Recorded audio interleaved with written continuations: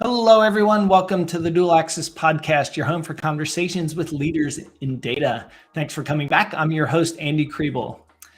This episode is sponsored by the Maple Square. It's the first time I've had a sponsor. The Maple Square makes it their mission to create a space where women in data and technology industry are seen and can be found. They bring more diverse voices, opinions, and experiences to virtual and physical stages, panel discussions, small and large events around the world. You can get in touch with them at themaplesquare.com. Today's guest is Ann Jackson.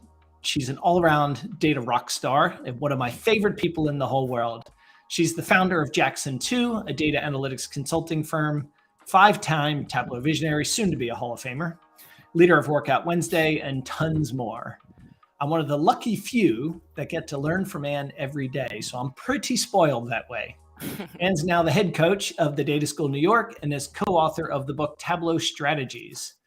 In this episode, we're going to break it down into two parts. First is the challenges women face in the workplace. The second is what it's like to be a female entrepreneur. I appreciate you taking the time to listen to the Dual Access podcast, and thanks for joining me, Ann. It's great to be here, Andy.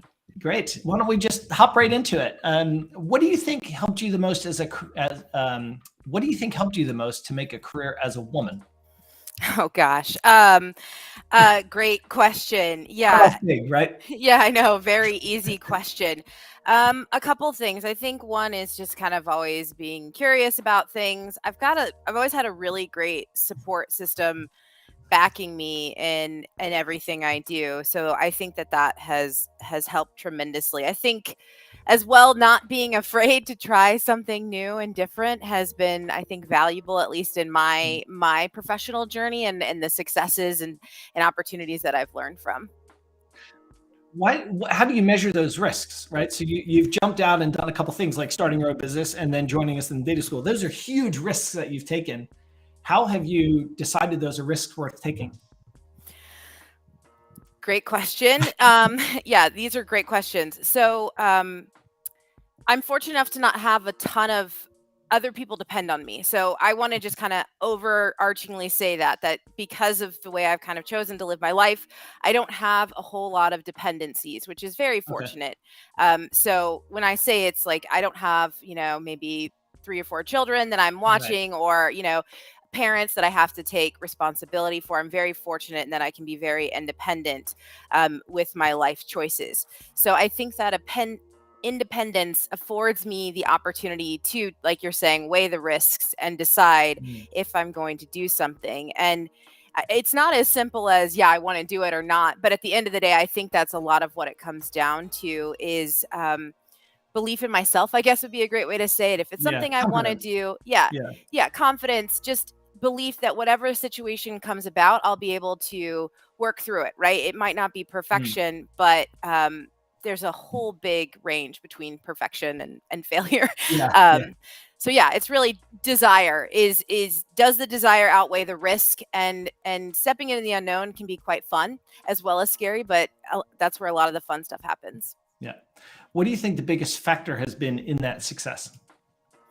It's that belief in self. It's the confidence, I guess, or it just knowing that things can always be improved. Things can always, there's always more work to be done, and following, I guess, passion along with ambition. I believe, like, if you love what you're doing and you believe in what you're doing, that is going to be enough to persevere, I suppose. Okay, so as you're clearly a leader. I don't, you may deny it, but you are one of the biggest leaders in this space. And as a female leader in particular, what's been the most significant barrier in your career?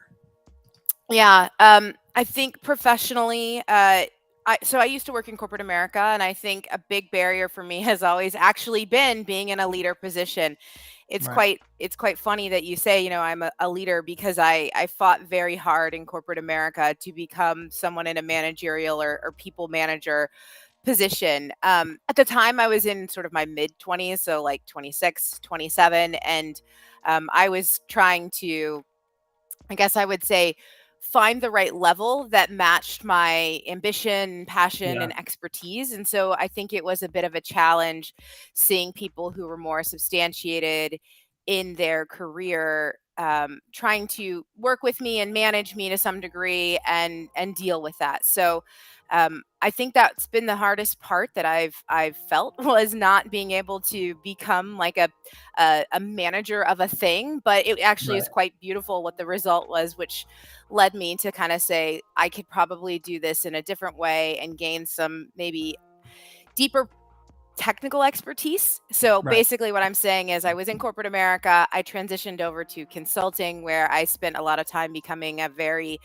pivotal individual contributor with informal leadership. I've always done informal and influential leadership well. Right. Right. And then that really, I think, solidified my then ability to be like, okay, let me just lead, my own business on my own Yeah. Yeah. and not require someone to bequeath me with that title, Yeah. basically. Yeah. So somewhere along that path at your corporate job, you realized you really love this technical work. What kind of helped you get to that realization? It's talking with people and really sharing the outcomes. So I always call myself like a data communicator. I think that's what we do. We kind of speak on Yeah. behalf of data. There is a huge technical aspect of that, of making sure you can do that competently and that you're doing it in the right way so that you can get to those moments. But I think that's been the biggest thing for me, is just a repeated realization of that.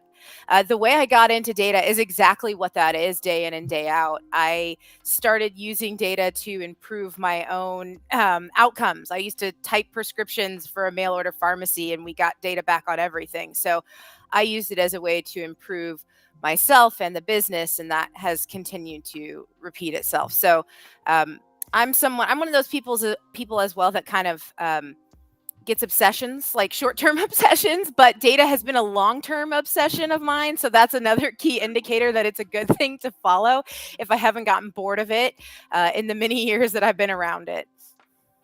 Great. Sorry if you hear some background noise. There's police across the street. So I've got something to watch now as well. Okay. So since maybe it's in corporate America or your consulting role or your consulting company, have you faced any gender-related roadblocks? Yes, absolutely. I wish it weren't true, but it is. It is. Yeah. It totally is. I think some of it. So I will say this: I grew up with 3 brothers. I have no sisters, so I've been in a You sound like male-dominated Elizabeth, my environment daughter. my entire life. I know how that. I'm actually the most technical of my brothers as well. So there's no new stories in terms of how Anne fits in among men or just in general. Yeah, I have faced barriers and boundaries. I think in my mid-20s, I felt that. My ability to tap into my emotions was something that people kind of used against me. Right. I've rectified that thought and see it as one of the biggest strengths that I have. I'm actually a Mhm. very sensitive and intuitive individual. The amount of empathy I have is probably kind of on the upper extreme side of things, which means I feel a whole lot and I feel a whole lot of what other people feel.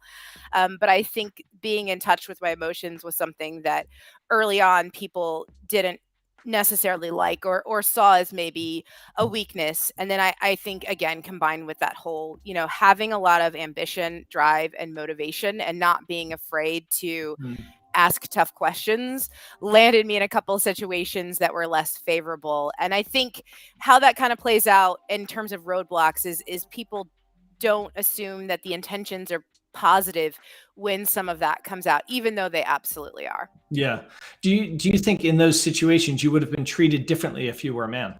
Yes, Okay. 100%. I think Okay. if I were telling the truth like the truth was, um, it would have been received a little bit differently or a little Right. bit more seriously and to the point of sometimes when conversations get really tough, my emotions tend to come out with like angry tears or like tears of Yeah. frustration might Yeah. be a better way to say that. And I'm sure that worked against me in some situations, but Mhm. more than just the physical reaction, I do think that there was some gender related issues happening. Yeah, yeah. Well, I know from my experience, your empathy for me has been super helpful in me helping develop in this new role that I had no idea what I was supposed to be doing. So I appreciate all that candor along the way. I know you're not gonna you're going to tell me the truth and you're going to Yeah. tell me how it is. So I personally really appreciate that. But I know a lot of men will feel really confronted, but it's only because you're a woman. In our personal life, Eva deals, I let her, she's a much better communicator than I am with other people and meetings and stuff. But she often asks me to be there because she'll get treated differently if I'm just sitting in the room. I don't even talk, but if I just sit in the room, it makes a big difference. It's horrible because it's so obvious now that, she's such a strong woman and she makes me aware of these things, which is why I have these conversations with people like you that I would have never noticed them before. So I guess that's kind of maybe the one of the problems with being a white man, so it's something, I know I'm working hard to overcome. Yeah. And do you ever worry that, being a strong, confident woman has intimidated men? It's funny, when we were prepping for this, I was like, I do intimidate men. I absolutely do. I know I do. And I'm okay with it. Sometimes it's kind of fun to do that and to just sort of like take the energy from that intimidation. It's just one of those sort of like known things. And it's not all men. It's certain types of men. It's more prolific in situations like corporate America or tiers of middle management, where it is much more what piece of power do I have that I need to retain, Right. which is, it's fine. It's just the way it's not fine, but it is the way things are. So yeah, I've definitely been known to intimidate people in general, right? I think I'm even Yeah. intimidated when you give my intro, like, oh, I did all those things. Wow, like who's this person going to be? But I think intimidation can be really positive. So intimidation to some degree is maybe recognizing something in someone else that you don't quite have yet, right? So I like to channel intimidation towards the positive and use it in kind of an aspirational sense. Right.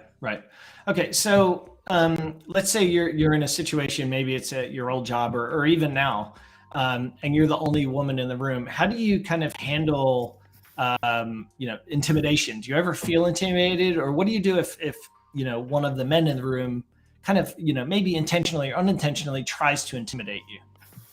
Yeah, I think now it happens less. I think I'm in a more senior position, so the odds of that happening are less. And I think I've gained a lot of experience to where if that happens, I'm not going to let it sit. I'll try to course correct off of that. I don't get intimidated being in a room with a lot of men, but I am very aware that it's hard to speak, and that continues to frustrate me. I also happen to be very visually expressive. It's one of the other things about me that's quite wonderful, but doesn't leave a lot to the imagination. I'm terrible. I have a terrible poker face. Is the best way to say it. So I'm not beyond being kind of a little bit of kind of silly, or maybe maybe I'll roll my eyes, or maybe I'll just even raise my hand and be like, I have something that I want to say. So I don't find myself intimidated by being around men, but it's definitely a challenge to try to get a word in. I think even today, quite often people will talk about me in the third person, even though I'm sitting right there. So Right. they'll try and like talk about what I'm thinking or feeling, and you could just get it from the source. And I don't think that happens with men. I don't think that they describe other people's feelings or actions in the third person as much as Right. it happens to women. Okay. So let's say that you are confident in those situations, but a lot of women aren't. What advice do you have for them to kind of overcome that? Don't be afraid to share your voice.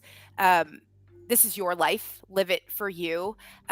People are always going to have some sort of perception or opinion of who you are. You can't control for it, and it's honestly not worth the effort.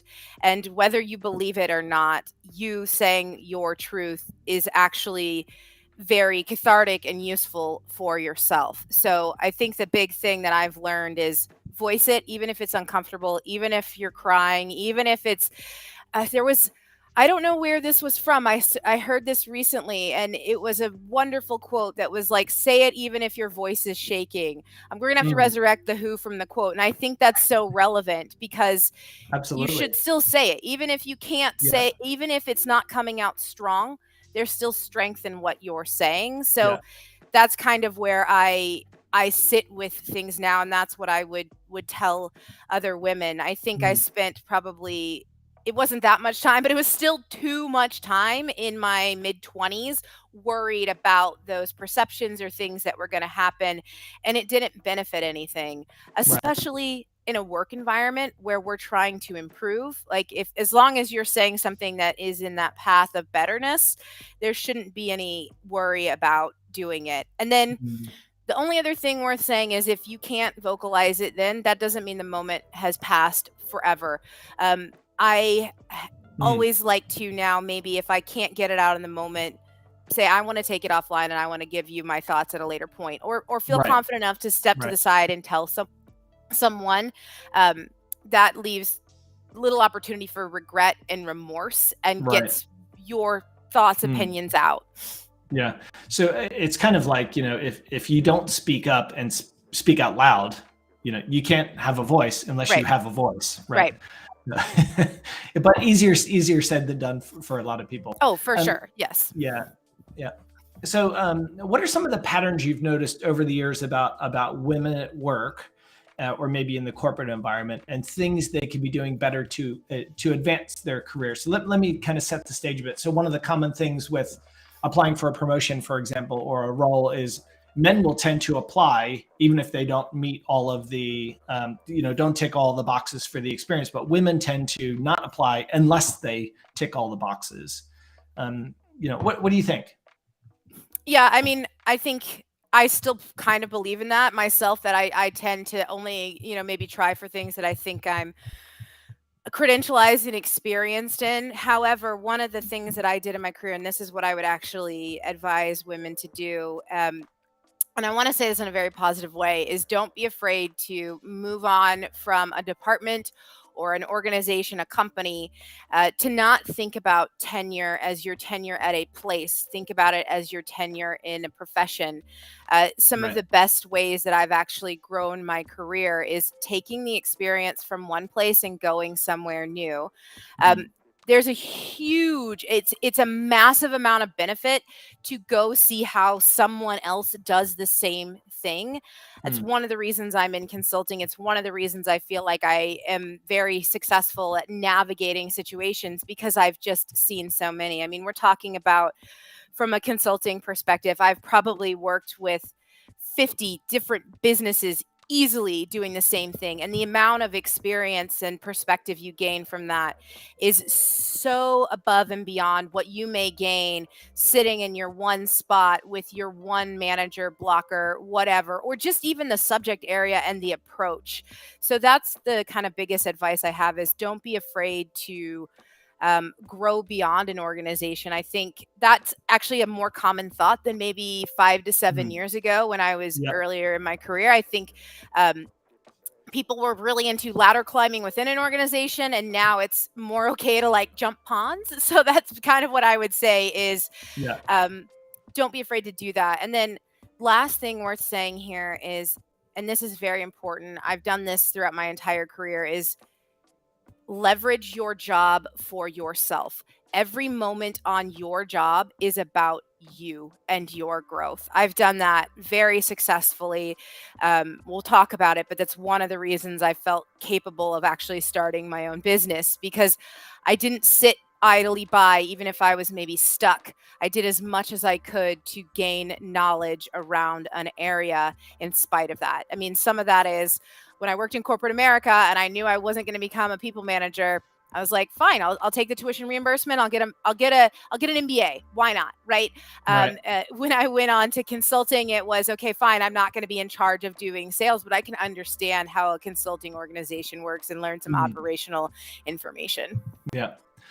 One of the facts I talked about in when I interviewed Larissa Amoroso was that just 11% of CEOs or senior leadership roles are women.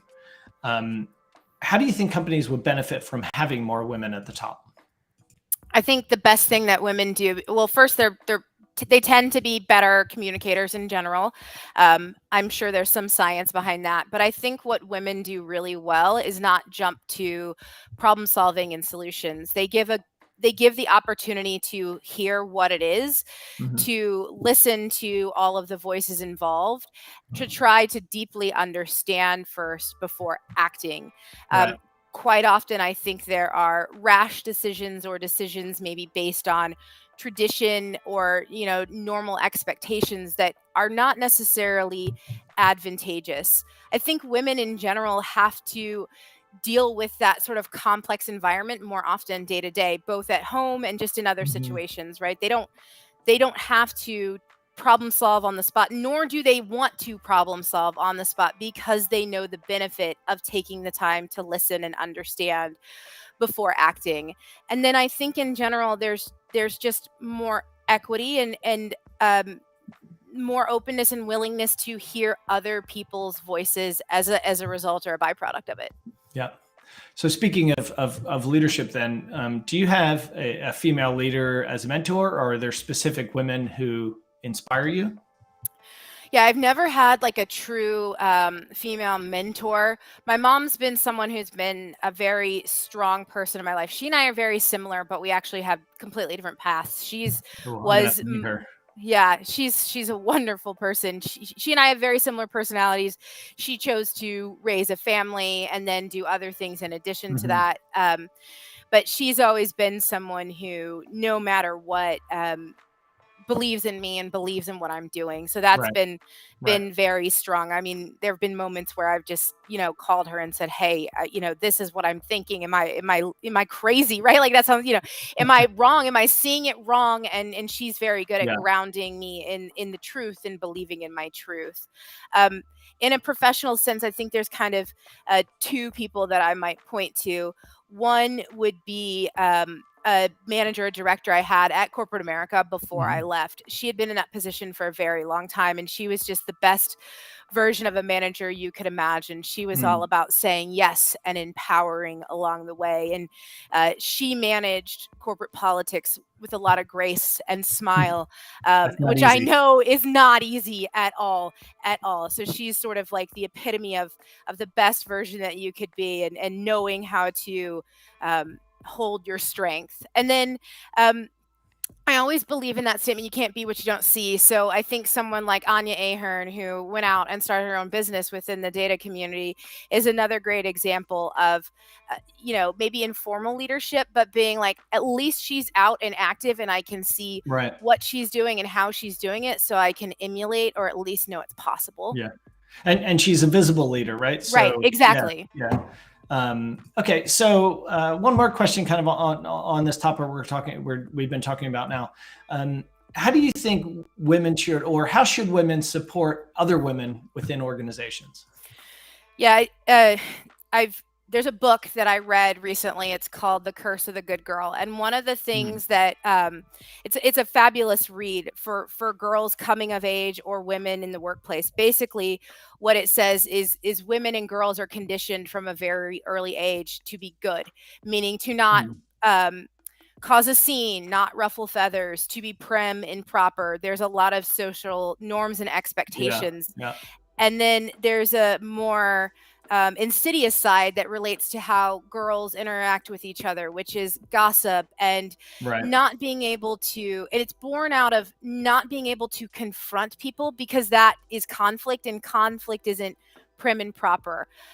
So I think that's what I would say is move beyond what you were trained and taught to do, and trained in how you were taught to interact with other women, and just believe what they're saying, support what they're saying, champion them.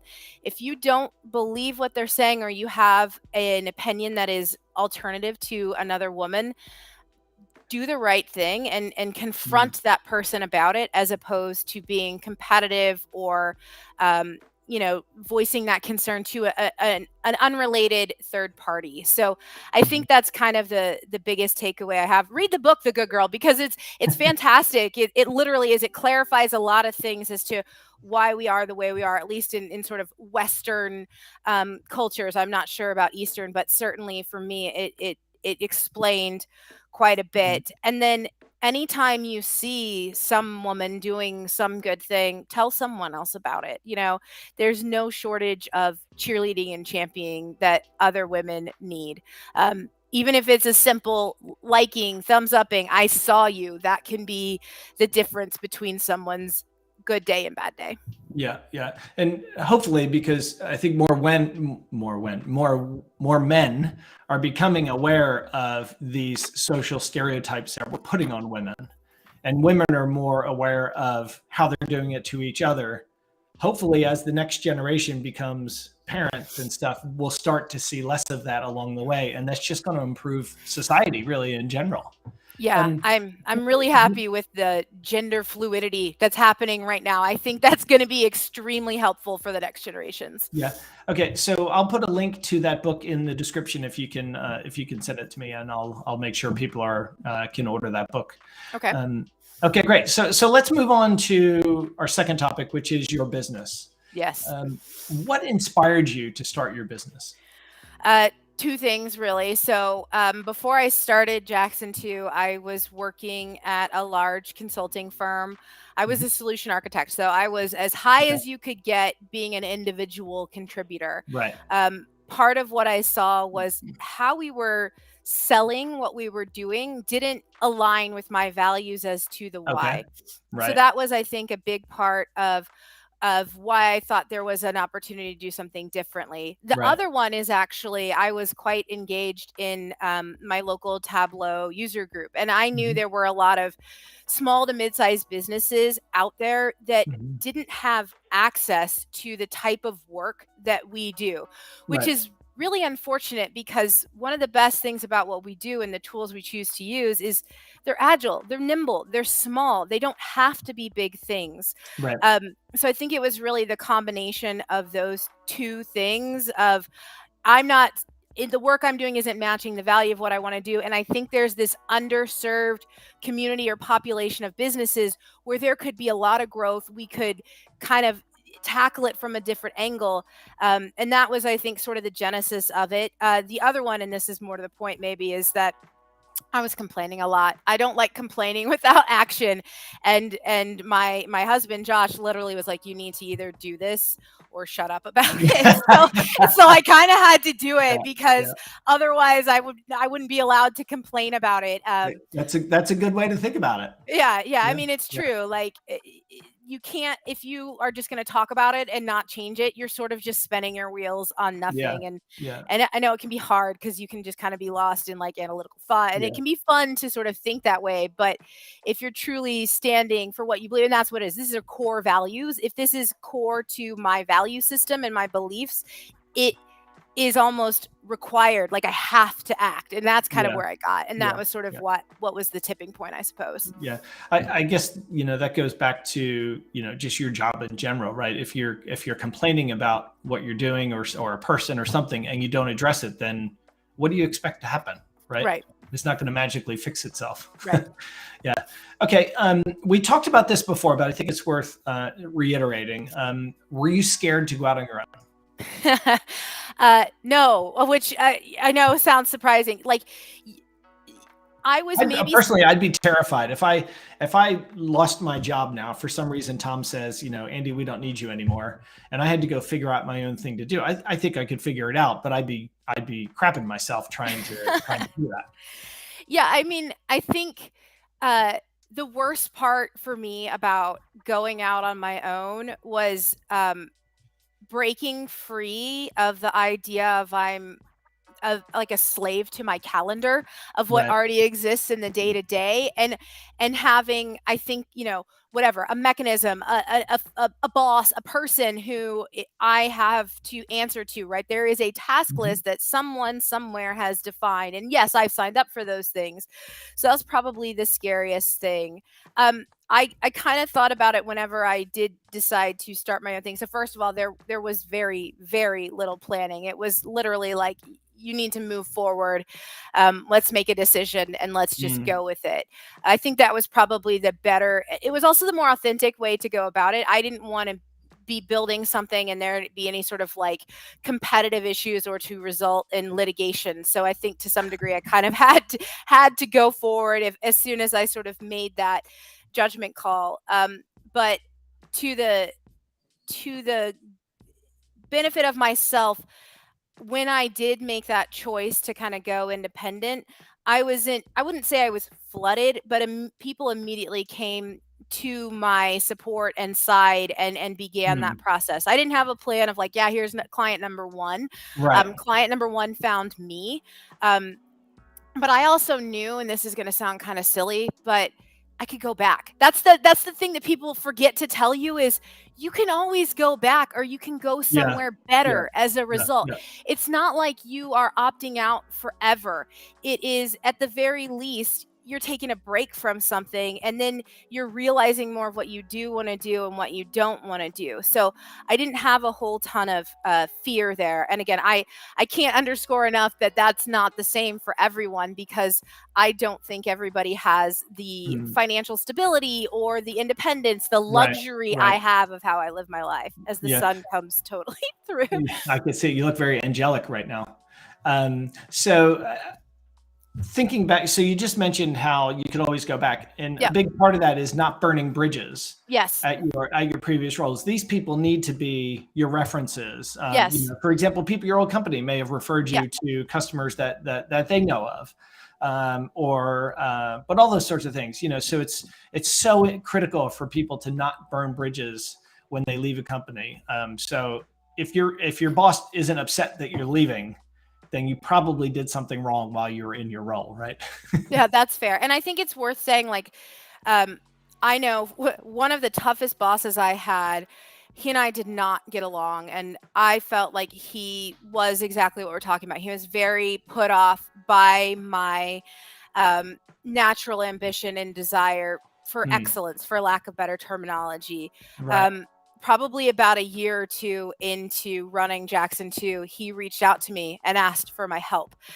And that was a really big moment for me because Mm, I felt like this was someone who I didn't leave and burn bridges, but I categorically said, I don't want to work for you right now. This isn't a good fit. right. So this idea that he still respected me and was following my career was quite huge, and it gave me Mm, this. What I mean to say by this is, even if you feel like you are generating some sort of conflict, as long as it is cordial, polite, and accurate and authentic, you're speaking your truth, the truth. The odds of someone not respecting that and honoring it are very slim. I was mm. shocked, to say the least, that he's like, "Hey, can I get your help?" And I kind of was like, "I get to choose who I help now, and you're not someone I I mean, want to choose to help, right?" not right now. Yeah. Yeah, not Yeah. right now, right? But it was a great moment for me to recognize kind of the 2-year, future, what happened versus how I felt at the time, and that kind of juxtaposition along Mm, the way. But I agree, it's absolutely critical that you don't burn bridges and that you're honest about what you're doing and why. I think people can really believe in you saying, I'm standing up for me. I'm doing this because of me. That commands a lot of respect. It demonstrates a lot of strength. People are drawn to other strong people. People are drawn to people that capture their power and use it yeah. in good ways. Yeah.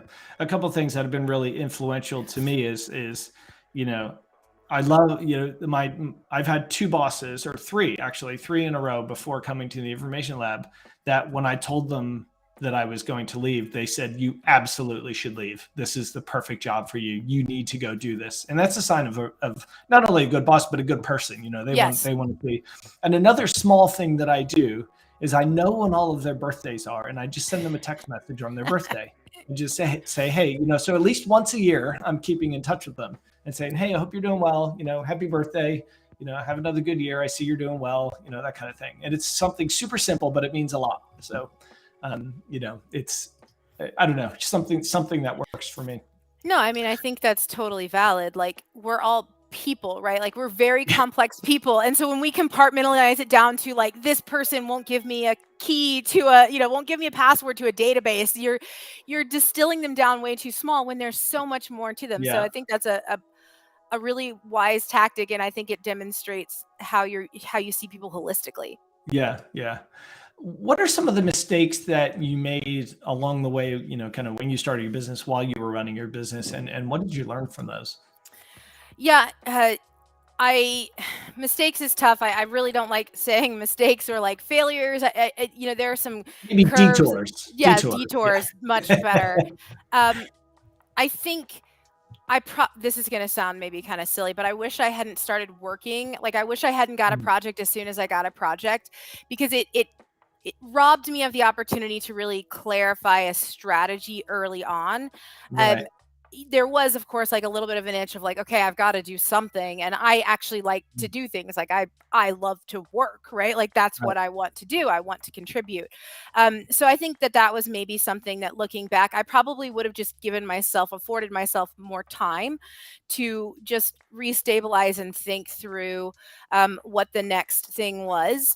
Other things I wish I'd maybe gotten stronger at would be having maybe tough conversations around billing and invoicing and expectations. I think it can be quite difficult when you're in a sort of a consulting role to feel like you're a yes man, or I guess for me, a yes and. Like, I have to kind of do whatever it is.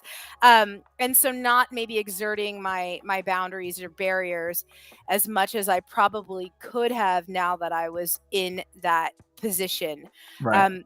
But nothing too tremendous. I mean, even some of the worst things that happened to me, and trust me, there've been some bad things. The worst thing that ever happened from my perspective while I was deep in running the business happened around COVID.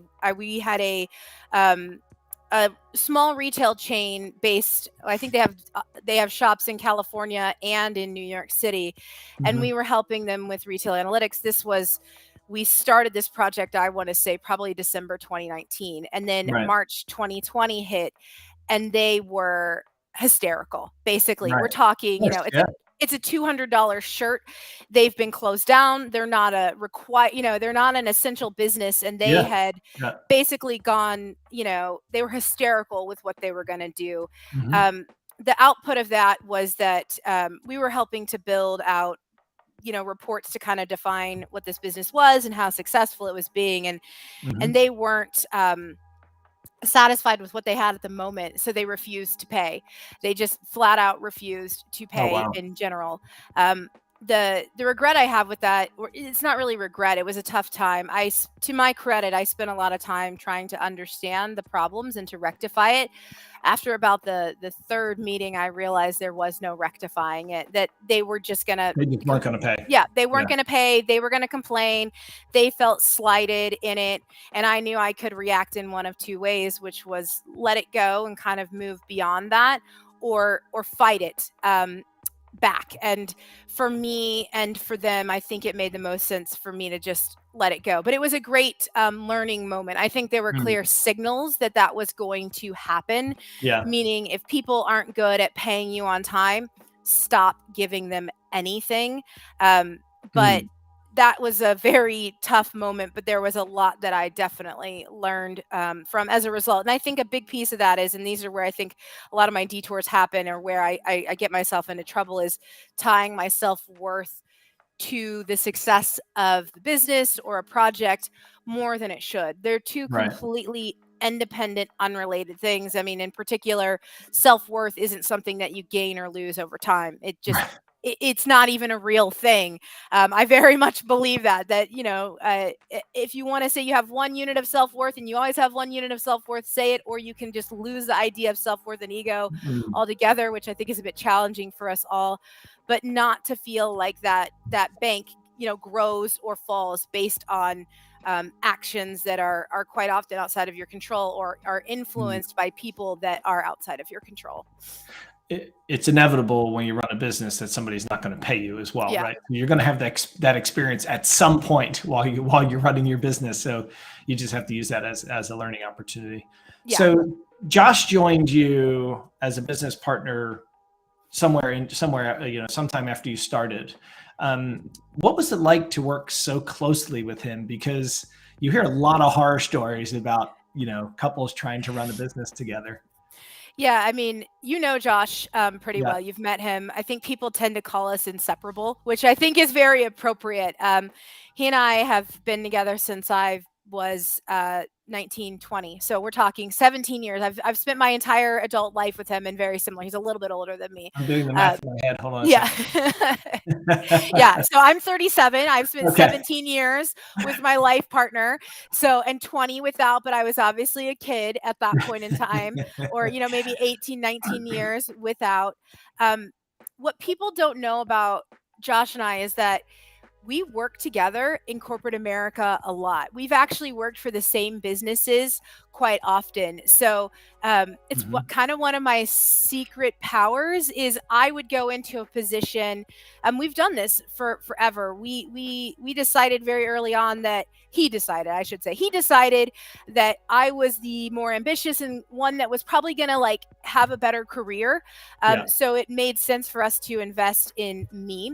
So he was always very good at being sort of a background support player or letting me kind of have the spotlight in that growth. So what I mean to say by this is, one, we already knew how each other worked because we'd worked together throughout our entire career. We literally have worked side by side in very similar roles or in similar departments. And when you work at the same company with someone and you can ask them for help and they can see the same things, it's invaluable. And then you think about he and I are both very analytical, that the analysis doesn't stop when you leave the office. The analysis actually starts, right. It starts when you leave the office, right? It starts over dinner. That all said, it's not easy, but we know each other very well.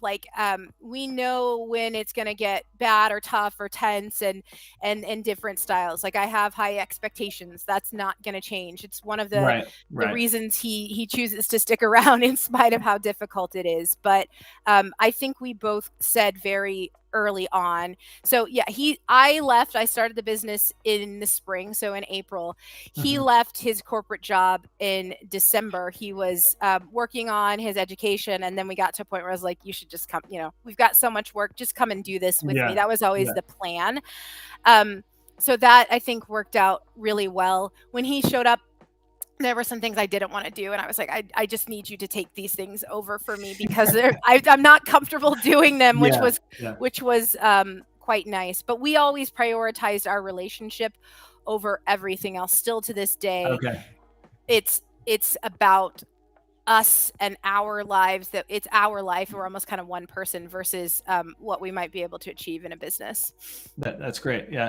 So, running your own business is completely time consuming, I'm sure. How do you sort of separate yourself from that and manage that work-life balance? I don't, or I didn't, but that's okay. Okay. It's in a good way. I mean, I would say your brain doesn't shut off when you run your own business, and everything does depend on you. The buck stops there. The buck stops with you no matter what. So you are always on call to some degree. But I actually don't think it's as hard, or maybe it's more rewarding when you're doing it for yourself, because every action you take is the action you chose and you can execute on, and there is some real-time feedback associated with that. I do think there are some benefits to it that I'm, maybe not saying, but are worth mentioning. Although it is quite time consuming, you drop the guilt associated with taking time off, and you drop the need to justify why you're choosing to do something over something else. So I no longer have to justify, I'm going to go to the dentist today, so I'm not going to be around for 2 hours, or I used to get very worried that, like on chat, right? Like on Link, Skype, Teams, what Slack now, that if my little availability light wasn't green, that people were going to be like, "Where is she? She's not working." And that dropped completely whenever I decided to work for myself, because I knew where I was at all times and I knew what I was doing Right. at all Right. times. So, and the other thing to say about it being time consuming, it's a good challenge. Like, learning to run a business is just really fun. It's so fun. You I guess learn it can so be one where it can be terrifying or it can be fun, right? It's probably It's both, nowhere in though. between. It's both. Yeah. I mean, a roller coaster is both terrifying and fun. True. That, Yeah. like, Yeah. and you live for that. So, yeah, yes, there are days, like the worst days in working for yourself for me are the first of the month, because you have to send invoices to everyone and be like, Right. pay me for the work that I did. But beyond that, like, there's not a whole lot else. Taxes is another one where you're like, oh God, how's this going to come out? Yeah. But in general, it's not too bad. Okay. That's good. What daily habits do you use to help you succeed? Like what's your secret? So there's something that I do now. I started this about a year ago, so this is a newer habit, but it's one that I really believe in. I have this thing. It's on my calendar every day. It's called 3 Good Things. I don't even know. Have I told you about this at all? No, you have No. not. No. So I don't know what book it was. I think it was, I have no idea, but it was basically this idea that there's something good that you do every day. And so what I did with that is I turned it into every day I am going to sit down and say out loud 3 good things that I did today. Josh and I actually expanded that to, I say 3 good things he did today. He says 3 good things I did today. And then I say 3 good things about myself. It's actually more uncomfortable to Okay. say good things about yourself It is. than about Yeah. Much someone easier to say it around about you, someone else. Yeah. right? Yeah. But they're good things, right? They're not great things. They're good things. So a good thing is I brushed my hair this morning to be on this phone call, right? That's a good thing. We're not talking great things. These aren't awesome things, right? I didn't run a marathon today. I didn't do anything great, but there were a couple good things that I did today.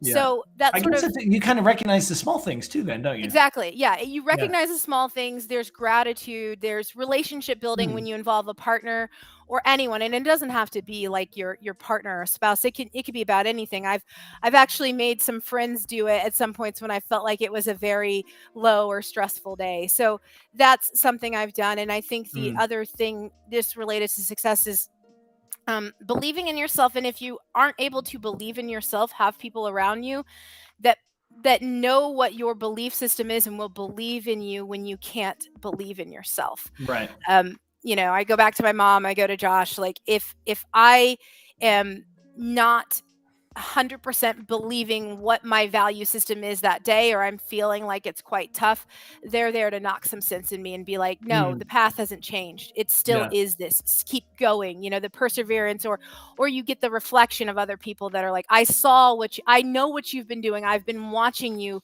Please keep going. Please don't stop. Yeah. Reflecting back on that, I didn't realize you do that for me. So I don't know if you do or not, but yeah. So thank you for that. You're welcome. You're very good to me. Okay, a couple more questions, and then we'll call it quits. This has been a fantastic discussion, by the way. You've really got me intrigued. I feel like I'm learning a lot more about you. If you had to start over again, what would you do differently? Oh gosh, when you say start over, what do you mean? Let's say your consulting business. What would I do? I'd probably think bigger. I probably would have charged more for rates, and I probably would have spent more time with strategy. One thing I know for sure is that what we do matters, is impactful, is life-changing. It's why I do it. I think it's so necessary for us to, we're bettering our species. That sounds so hippie, but that's truly what I believe. We are bettering our species, the decisions we make, how we interact with each other, how we use technology by what we do, and how we look at the data that we're capturing and what we're doing. So if anything, I would have thought bigger. I probably would have exerted my values even more along the way. So I probably, like I said, I would have spent more time maybe codifying, writing down what my Mhm. belief systems were, what my values were, and doing a better job of expressing that to others. Yeah. Yeah. There's something, one technique I kind of got to when it came to sales in the business was I would tell people, we only want to work for people who want to work with us. If you don't Right. want to work with us, we don't want to work with you. And I probably would have started that very early on versus like, please, can I build a dashboard for you? Please, can I Right. help you?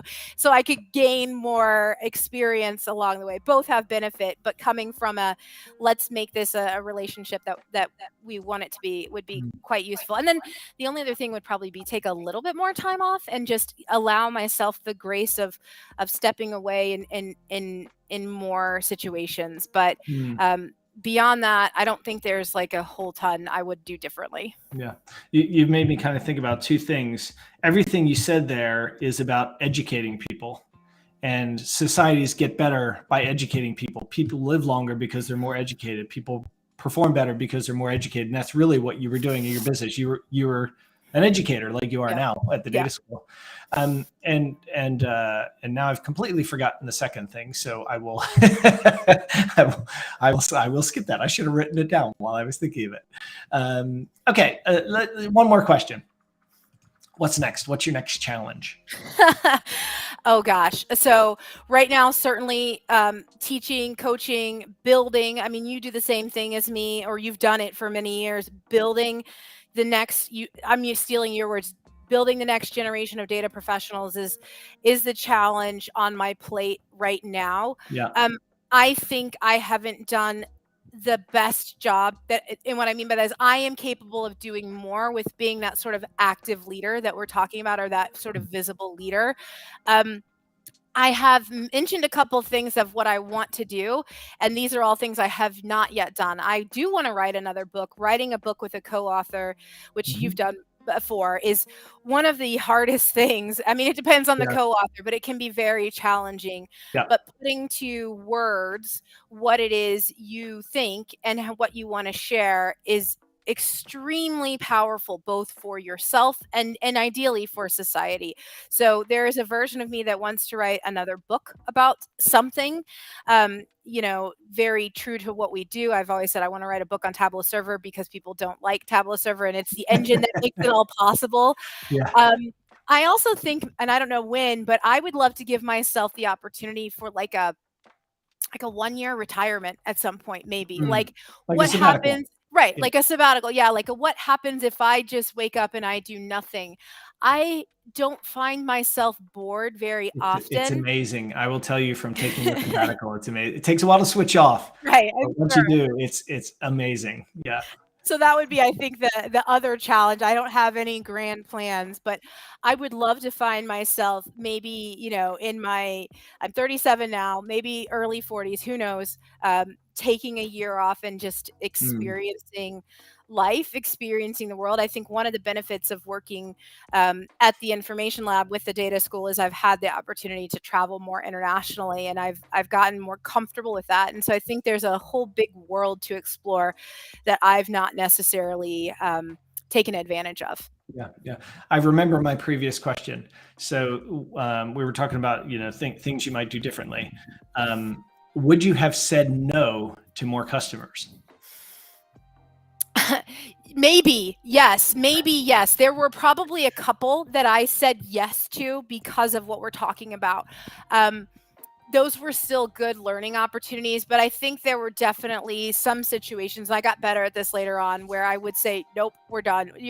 We've gotten to a point and it's not going to work. Or very early on, I know what you want, but I'm not the person to give it to you. Right. So yeah, absolutely. I think no is a very powerful thing. I think it's harder for women to say no and to not justify the no.